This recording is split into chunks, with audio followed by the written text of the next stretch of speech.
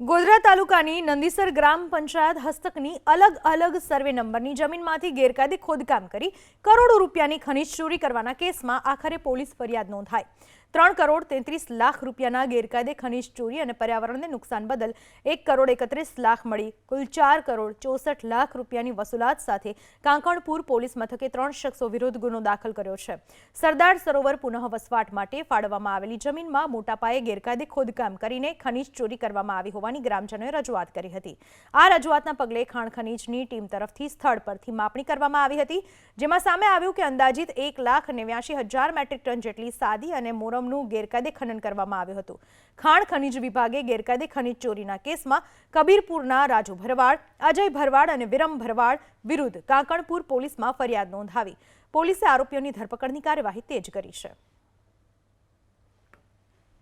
અત્રેની કચેરી દ્વારા તારીખ 21/11/25ના રોજ હકીકતલક્ષી તપાસ કરી ખોદકામવાળા વિસ્તારની માપણી કરેલી, જે મુજબ ટોટલ 1,89,000 મેટ્રિક ટનનું ખોદકામ સાદી માટીનું જોવામાં આવેલું, જે બાબતે અંદાજિત 4 કરોડ જેટલો દંડ થતો હોય,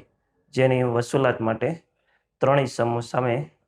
કાંકણપુર પોલીસ સ્ટેશનમાં ફરિયાદ દાખલ કરેલી છે, તેમજ અન્ય જે બી ઇસમો ફરિયાદ તપાસમાં નીકળે તેને ખાણ ખનિજ ખાતાના અધિકારીએ નદીસર ગામની અંદર સર્વે નંબર 198 થી 227 સુધીના સર્વે નંબરની અંદર કુલ 4 કરોડ 66,36,593 રૂપિયાને કિંમતની ખનન કરી અને માટીનું ખનન કરી અને ગેરકાયદેસર રીતે બિનઅધિકૃત રીતે લઈ જઈ વેચાણ કરી અને સરકારી મિલકતને જે નુકસાન કર્યું છે, તો આ ગેરકાયદેસર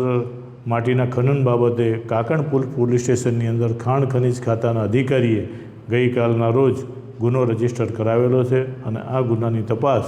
કાંકણપુર પીઆઈ શ્રીનાઓ કરી રહ્યા છે।